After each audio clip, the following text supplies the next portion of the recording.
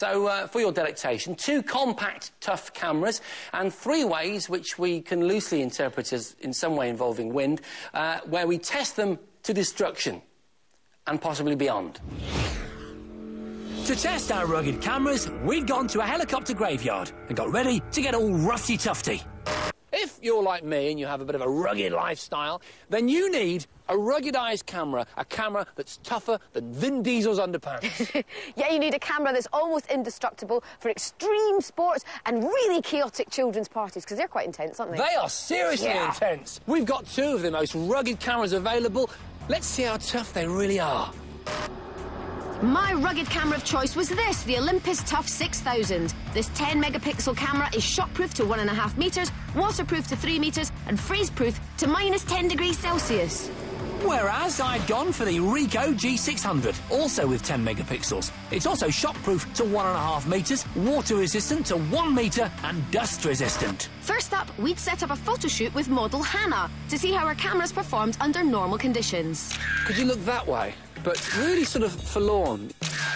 My Ricoh's not only ruggedy, but they haven't scrimped on the spec either. With a 5x optical zoom and a 2.7-inch LCD display, my images were sharp and clear. I mean, that's a really nice shot, isn't it? My Olympus wasn't bad either. Right, that's it, sexy. With a 3.6x optical zoom, plus face detection and shadow adjustment, it was dead easy to use, and in our photo shoot was producing some lovely results.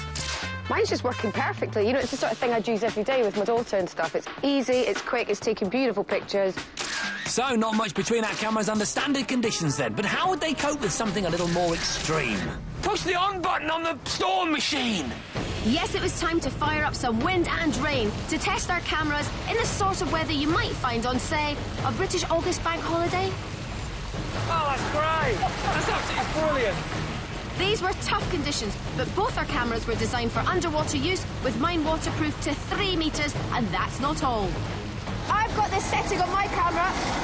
It's a tap setting. You can tap twice on the top, press OK, and then I can set everything just by tapping on the side of the camera, which means I don't have to worry about fiddly buttons with my gloves on.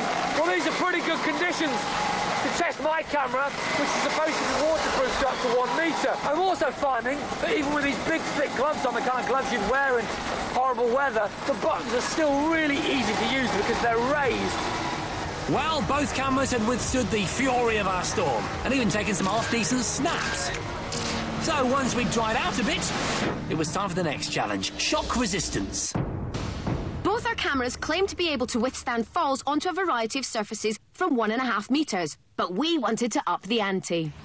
We were going up to a height of 10 metres to see if either camera would survive the fall, and as an extra challenge to see if we could take a mid-air snap of our sunbathing mannequins below, which meant attaching a rope, a tube and a clamp to make sure the lens would point straight down in flight, a challenge we like to call kamikaze paparazzi. Keep her going, I want to sniff the clouds. I was up first with my Ricoh. We're at 10 metres. It's a serious test for the Ricoh, way beyond what its manufacturers say it's capable of withstanding. Are you ready down there? Ready! OK, just setting the timer. Oh, I felt the ground shake. That was a huge stud on impact, but thanks to its shock-resistant structure, the Ricoh had remained defiantly intact. I'm going to check it. How's it looking? Is it damaged? It's working! Fantastic news! And the digital image stabilisation had helped to capture an excellent mid-flight image too. However, a hairline crack on the front was a cause for concern. Time to see how my Olympus would fare. Hi! Bradbury! Ready! Porter! Ready! Get little camera's coming!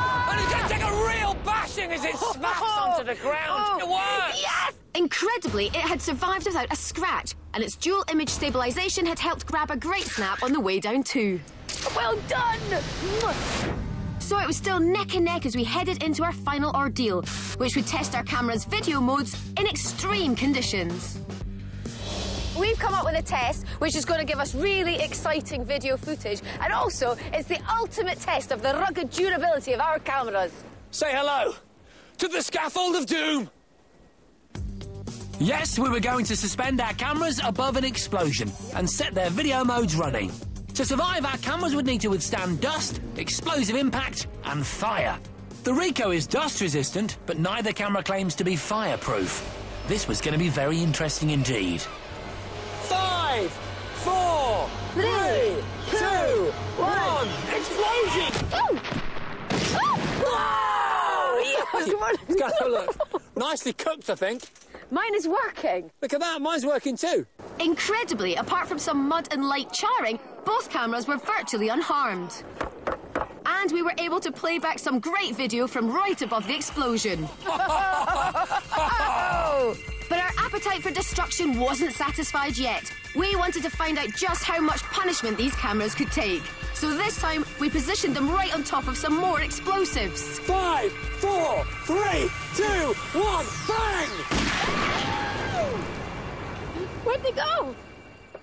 So the big question is, did our rugged digital cameras survive that big blast? Yeah, that was quite something, that explosion, wasn't it? And the question is, when they returned from the stratosphere, were they anywhere to be found? Well, I found mine and it's broken. Great, I found my battery and, you know what, I can't say whether it's broken or not because I've not got the bit, I think it's called the camera, that goes with it. In fact, a couple of weeks ago, if you saw a blackened compact camera flying past you and it's still on your lawn, grab it, I'll send you the battery, you can tell me whether it's still working or not. So that means if I found this camera... Yes, it does mean that you won the test.